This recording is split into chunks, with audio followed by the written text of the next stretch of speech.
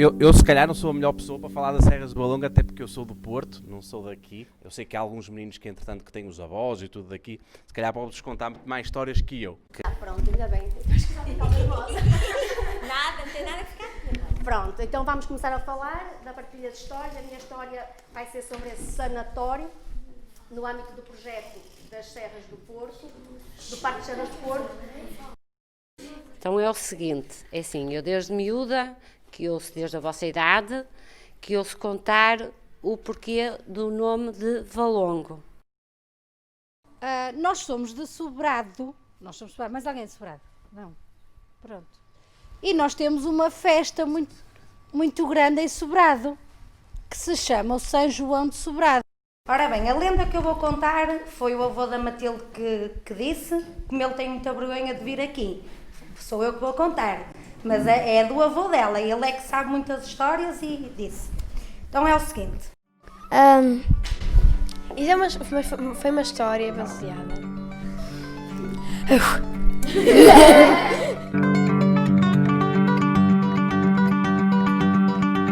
É um sanatório.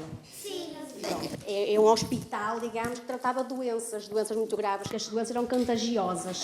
E as pessoas precisavam ser internadas para serem tratadas. E, nomeadamente, a doença particular aqui da zona era a tuberculose. Vocês não sabem, mas são vacinados para a tuberculose. Aquela marquinha no braço que vocês têm, logo quando nascem, leva uma vacina muito forte. Essa vacina da tuberculose, é BCG. Ele é o sanatório de Monte Alto, desse da estrada, está lá em cima. E está entre Valongo e Gondomar. Foi a rainha Dona Amélia, que foi a última rainha de Portugal, que se preocupava muito com a população na altura das doenças, que decidiu criar os sanatórios em Portugal. Criou uma fundação, um instituto de apoio ao tuberculoso. E então, criou sanatórios por Portugal inteiro. O Norte não foi exceção. E no Norte foi escolhido o lugar de Santa Justa.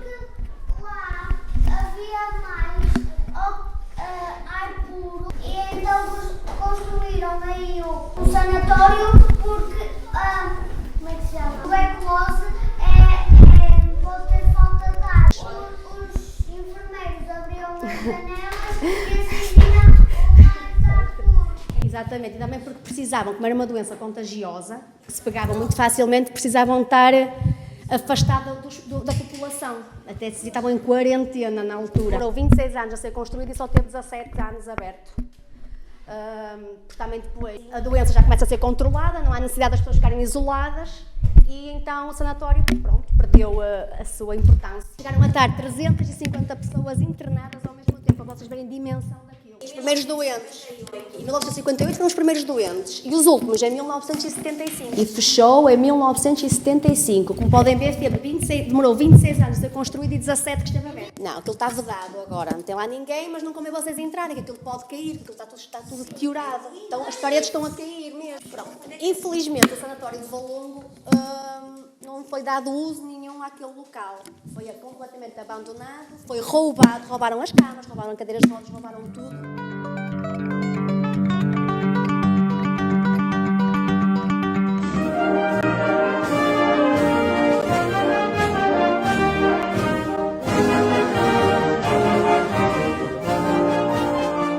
No dia 24 de junho, 24 de junho. em Sobrado, durante todo o dia, quase que contam a história, recriam a história, uma lenda que terá acontecido. É sobre uma lenda de um milagre de São João que terá acontecido na Serra.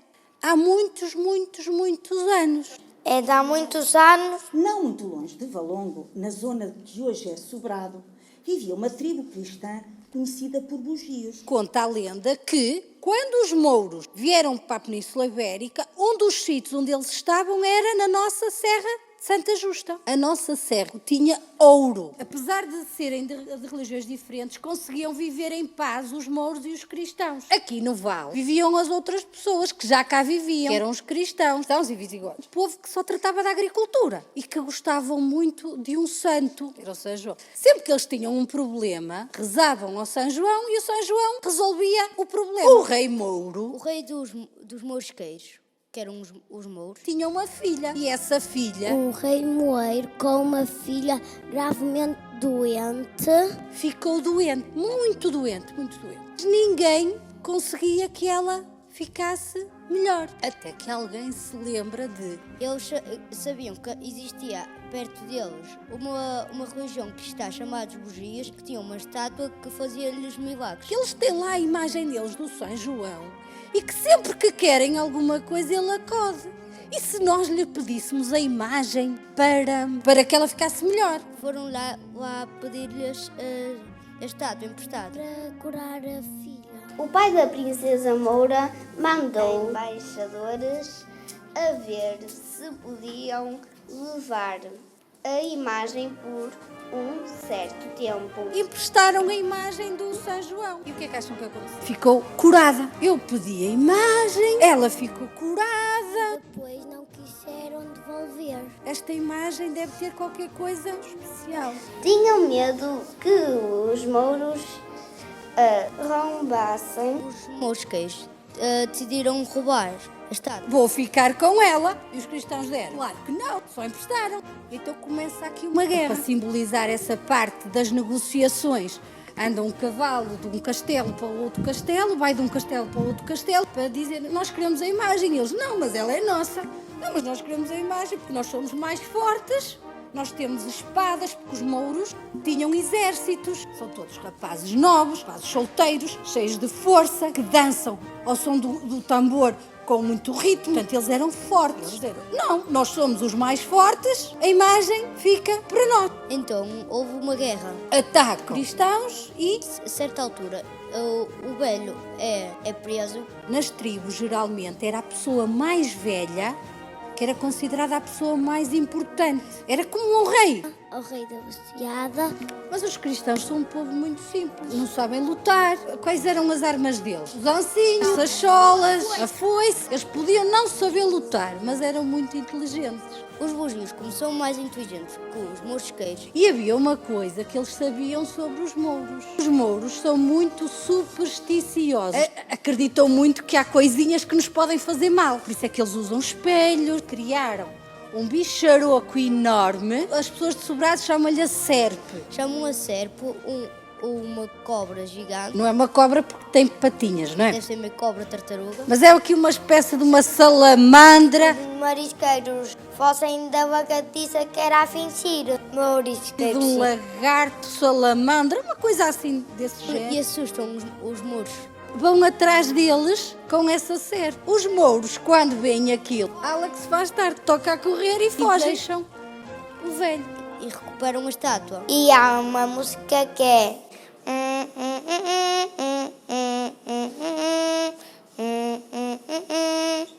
que eu não sei bem, mas é com instrumentos, é assim.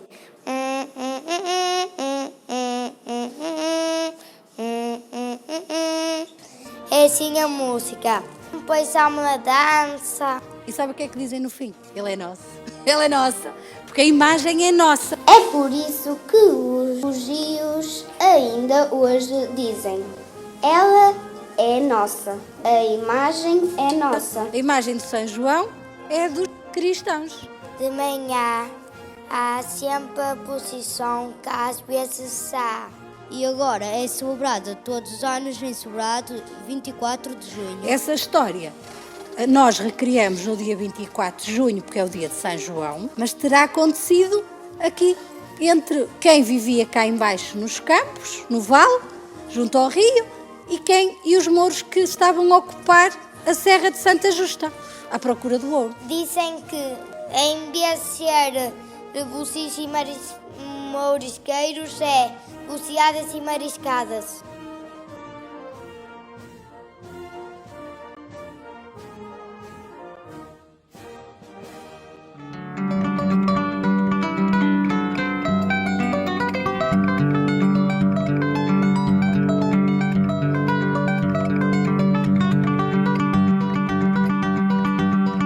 A lenda da Senhora do Salto, que nos fala de um milagre e em vencer a própria natureza pela fé. A Boca do Inferno do Segura do Salto está na localização da nossa freguesia vizinha, a Guiar de Sousa, que também pertence ao Concelho de Paredes. Conta-se que um cavaleiro andava à caça, perseguir uma lebre. E lá naquela época diziam que as lebres significavam, como posso dizer, acho que é uma palavra muito forte, capetinha. Eu quis dizer o diabo mesmo. E a certa altura ficou confuso. Já não sabia se era uma lebre, se era o diabo. Palavra mais melhor, só para não ficar tão forte. E há quem diga que esse animal que o cavaleiro perseguia era o diabo. E por isso aqui a Senhora do Sal também ser conhecida por a boca do inferno ou a garganta do inferno. O cavaleiro, ele queria matar a lebre. O cavaleiro se depara com um princípio, Uma mina que tinha um buraco, como é que se chama? É uma ravina. E ele ia tão entusiasmado naquela perseguição Do alto dos penhascos saltou na Segura do Salto. e de repente caiu por um precipício de um penhasco. Mas por milagre e porque o cavaleiro era muito religioso, muito crente, pediu ajuda. Nossa Senhora para o proteger. E a Nossa Senhora amparou a queda e nem o cavaleiro, nem o cavalo morreram. E deixou as marcas na pedra. As pegadas do cavalo ficaram pregadas numa rocha, dizem, são as marcas das patas do cavalo e um bocadinho até do focinho. Marmitas de gigante de Rio Sousa são conhecidos como sendo as pegadas de cavalo. História de um imigrante que mandou construir a Em capelinha. homenagem a este milagre, depois foi mandada construir a capelinha da Senhora do Salto, onde muitas pessoas devotas e que acreditam que realmente isto aconteceu, pedem coisas à Nossa Senhora e fazem procissões, fazem promessas. Tem lá uma capelinha para pôr velas a acender. E pronto, e é um dos motivos, além do património arqueológico e natural, é mais um dos motivos que levam as pessoas a ir à Senhora do Salto.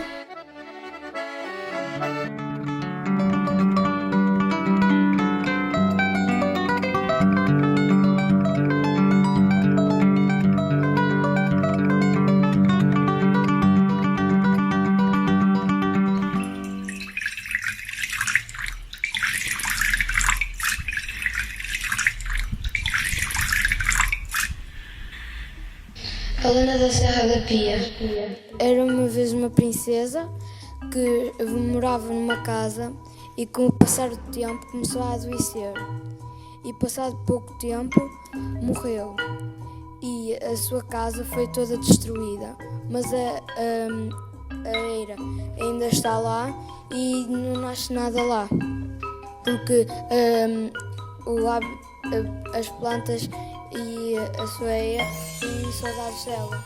Então é o seguinte, a lenda que eu vou contar é conhecida por Lenda da Serra de Pias, ou Pias de São Martinho. A Pia da Serra estava seca e o ano era muito seco. Quando havia muita falta de chuva, e era muito importante para a agricultura e os pastos, porque naquele tempo havia muita escassez de alimentos, muita fome, e os agricultores não tinham outro meio de sustento. Os habitantes de Aguiar de Sousa, São Martinho do Campo, que somos nós, São Pedro da Cova, O povo juntou-se em grupo numa procissão até à Pia iam em procissão à serra. e começou a chover em pleno verão.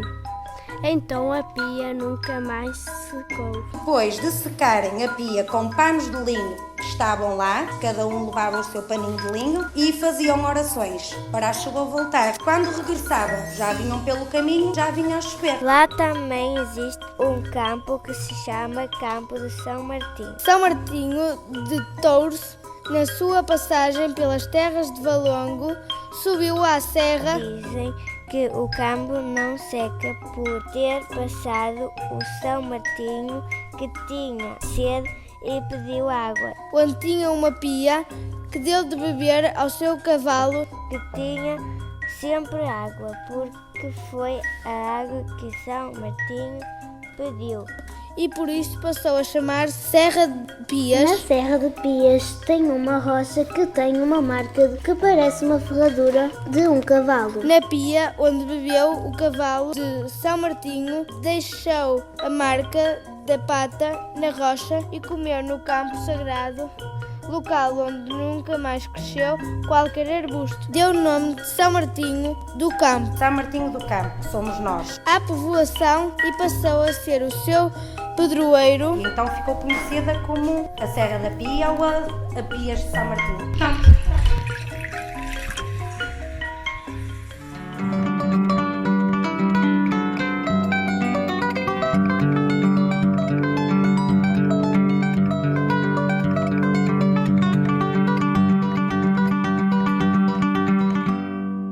Posso começar?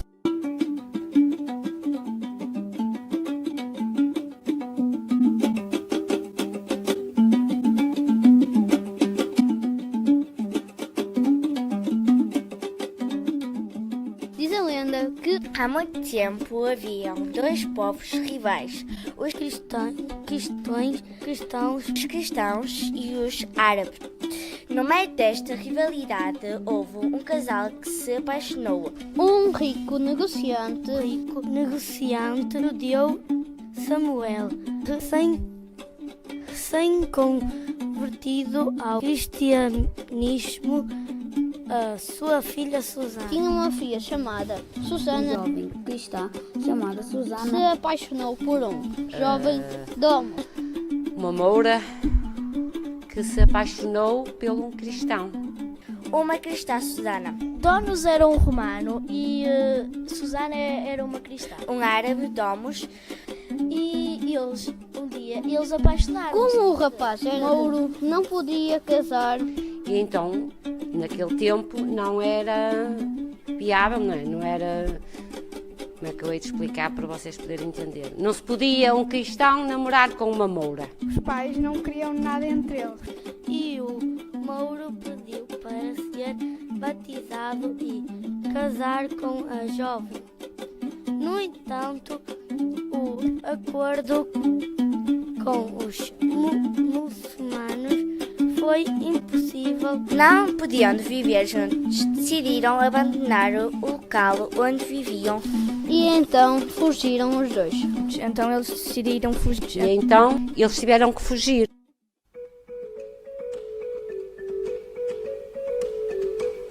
Na calada da noite, deixaram Portugal em direção ao Oriente. Fugiram por essas terras fora até que vieram parar aqui. Chegados ao topo da Serra de Santa Justa, Susana parou, espantada pela beleza e o tamanho do vale. Depararam com uma paisagem lindíssima. Viram um vale muito longo. A moura já vinha tão cansada, que virou-se para o cristão e disse: ai, meu querido, que eu vou estar cansada. Que vale tão longo. Então eles decidiram dar o nome de Vales Longo. E daí nasceu Vales Longo. Que agora é Valongo. Valongo.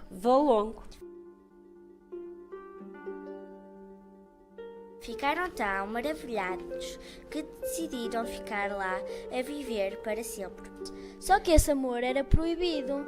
Então havia uma pedra grande que se chamava Piloco. E eles como esse amor era proibido, eles iam para trás do Piloco namorar, às escondidas. O Piloco era o esconderijo deles para namorarem. A povoação que foram construindo chamaram de Susão, em homenagem ao nome Susana. Susão, por causa do nome da Susana. A Susana daí derivou a Susão e ficou o nome Susão. E é isso que eu sei.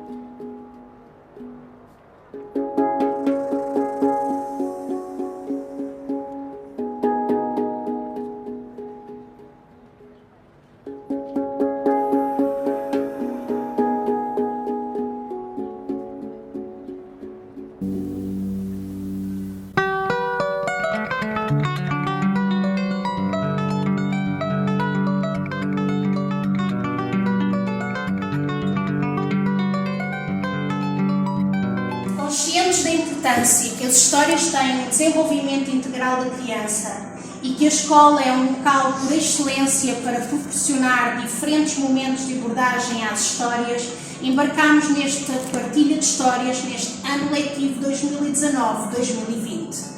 O projeto Partilha de Histórias pretendeu promover a recolha de histórias ligadas ao Parque das Serras do Porto, mais especificamente as pertencentes ao concelho de Valongo, Serra de Santa Justa e Pias, onde se encontram inseridas as escolas que abraçaram este projeto. Deu-se enfoque à recolha de histórias relativas a estas serras e o seu registro nos cadernos que haviam sido distribuídos a todos, aumentando desta forma a capacidade de cada aluno na procura e compreensão da informação, privilegiando o suporte documental escrito, de modo a que as crianças desenvolvessem o seu conhecimento, aumentando as suas capacidades leitoras de escrita e de conhecimento do seu património local. Ao longo do tempo, os alunos foram recolhendo e partilhando com todos as suas investigações. Alguns pais também vieram à escola contar algumas dessas histórias. Durante este percurso, fizeram algumas dramatizações em grupo sobre a história que mais gostaram e que lhes ficou na memória, procurando desta forma fomentar a descoberta de si e do outro, um processo que nem sempre é fácil para algumas crianças, dado que têm de exteriorizar sentimentos e emoções num contínuo respeito pelo outro. Este projeto constituiu-se uma mais-valia, dado que os alunos/alunas tiveram a oportunidade de alargar os seus conhecimentos sobre o seu meio envolvente e, ao mesmo tempo, puderam recriar as histórias que fazem parte das serras e do seu meio próximo, que é tão vasto e tão rico. Explorar é sempre a melhor forma de aprender. Com estas pesquisas, estes pequenos exploradores puderam aprender e desenvolver competências de partilha, aumentando a sua autoestima. Pretendia-se também, com este projeto, estabelecer a ponte entre o passado, o presente e o futuro, numa dimensão temporal e num processo evolutivo que se foi reconstruindo.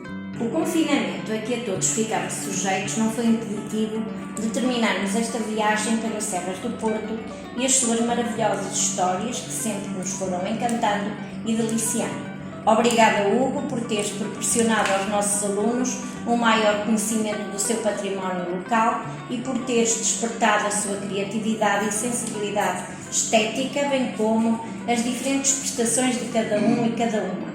Nesta viagem, nenhum passageiro ficou para trás e tudo o que foi partilhado foi importante e valorizado. Este projeto conseguiu envolver os alunos e alunas, as famílias, os professores e as auxiliares de ação educativa. Para finalizar, gostaria de citar uma frase muito conhecida de Antoine de Saint-Exupéry, que simboliza o percurso deste projeto. Aqueles que passam por nós não vão sós e não nos deixam sós. Deixam um pouco de si, levam um pouco de nós. Obrigada por acreditares nas crianças e teres contribuído um pouco para o seu crescimento enquanto cidadãos desta sociedade.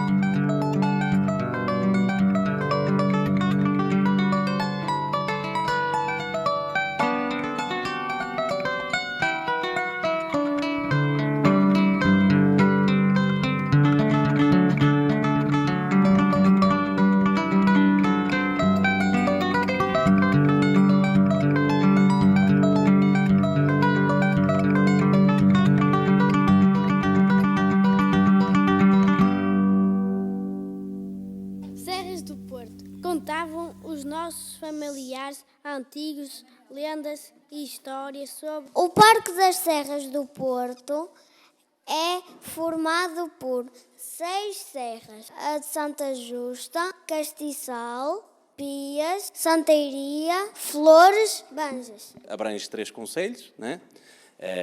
Que é Valongo, Gondomar e Santo Paredes. Tem alguma história? Acho eu. Que antigamente as serras de Valongo eram todas cobertas de água. A nível fóssil, entretanto, também tem, dos tempos pré-históricos, algumas situações a nível de espécies e tudo mais. Onde se destacavam as trilobites, que eu acho que vocês já ouviram falar. As trilobites de Valongo. Ao percorrer as serras de Valongo, é possível fazer uma viagem no tempo. Mais de 500 milhões de anos. Deixavam o seu rastro nos argilosos fundos marinhos. Essas altas temperaturas e com os fundos marinhos argilosos permitiu a formação da lousa. Os constantes movimentos da crosta terrestre do nosso planeta e as altas temperaturas que se geravam nessas... É quase como se fossem lutas entre as placas que estão na Terra. Permitiram também que surgissem filões auríferos. Auríferos. Filões de ouro. Tem alguma história, especialmente a nível do período romano? Fixaram-se nas serras. Antigamente, o ouro era explorado pelos romanos. E como as serras tinham ouro, eles chamaram a estas serras... A serra de... O que diz aqui? Cutacana. Cucamacuca, sim. As serras da Cucamacuca. Nessas serras podemos encontrar alguns fojos. O chamado, eu não sei se vou pronunciar da maneira correta, mas acho que é os fojos. E por um complexo sistema de fojos. Que era as grutas romanas, que entretanto que se tirava de lá o ouro. Fojos são túneis muito escuros e úmidos. Poços. E esses poços são muito profundos. O maior fojo é o Fojo das Pombas. O mais conhecido é o Fojo das Pombas. O fojo mais famoso é o Fojo das Pombas. Esse fojo tem mais ou menos 7 metros de distância. Não, profundidade. Não é 7 metros, é de 70 metros de profundidade. E de extensão, de estimativa, são mais ou menos 1 quilómetro. E retiraram do solo o ouro que lá estava guardado. Trabalhos de mineração, durante os quais se extraíram grandes quantidades de ouro. Começaram a fazer a extração do ouro. Nesses fojos já não tem ouro, porque os romanos, quando foram lá, eles extraíram o ouro todo. Mas os vestígios dessa época permanecem bem visíveis na Serra da Santa Justa. Podemos entrar nos fojos. Não é muito escuro, mas é melhor levar lanternas.